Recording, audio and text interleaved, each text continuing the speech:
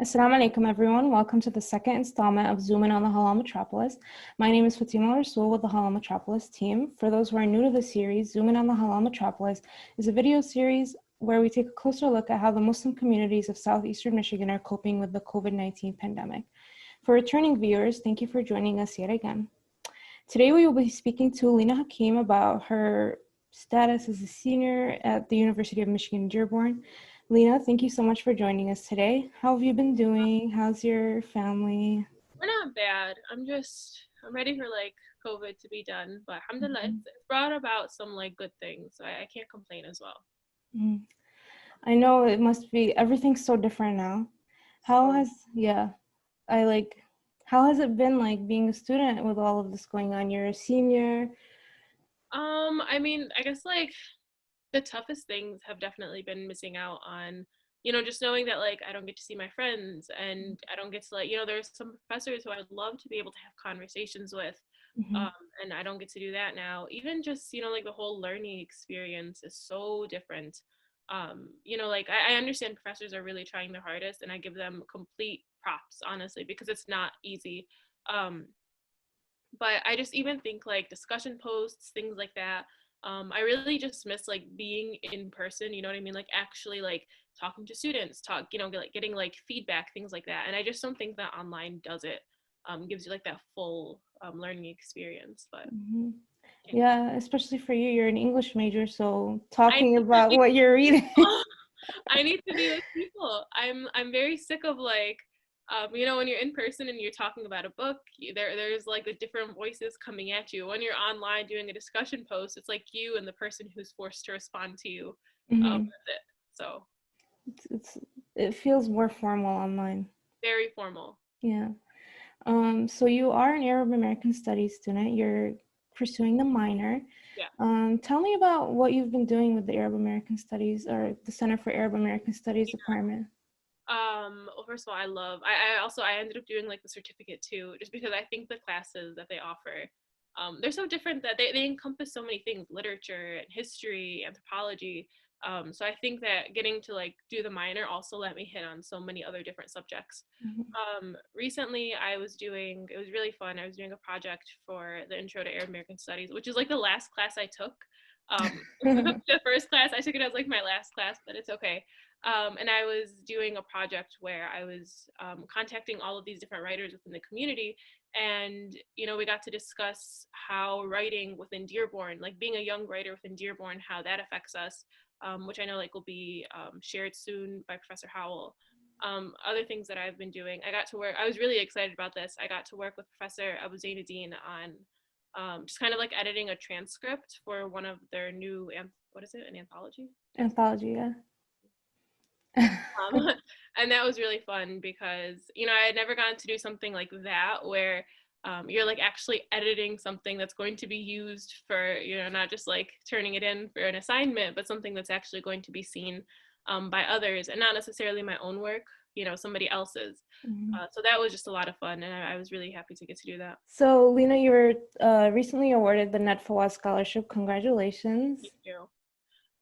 Yeah, that was so exciting. I remember when I got the email over the summer. My mom was sitting in the basement because obviously during quarantine, there's only 3 places you can go: to the backyard, to the basement, and to the living room, whatever.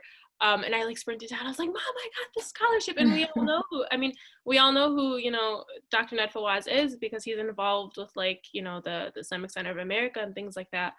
So I was so excited for this one. So just thank you guys so much. Thanks to him, the Center of Arab American Studies for that opportunity because obviously, in order to continue education, you need to be able to afford it. So, you know, That's awesome. Congrats again. alhamdulillah, thank you. Yeah, it's really great because I've also graduated with a Center for Arab American Yeah. Studies minor, and through my experience with the center, I've had my internship. I worked with the Yeah. Halal Metropolis. There's so much you can do, and it gives you yeah, exactly. I've learned, even it's funny because even the professors that I've gotten to have, they're the type of professors where even afterwards, I'll still be emailing them. The other day, Mhm. I just emailed Professor Howell.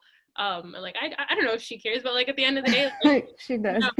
I'm always emailing Professor Abu Zainuddin and Professor Bawardi, because I want, like, they're not just regular professors. I feel like they actually, because, you know, like, I don't know, maybe because this subject is so rooted in, like, I don't know, maybe where we live or something, but you just want to continue to have these conversations outside of the classroom, maybe because it's so realistic for us.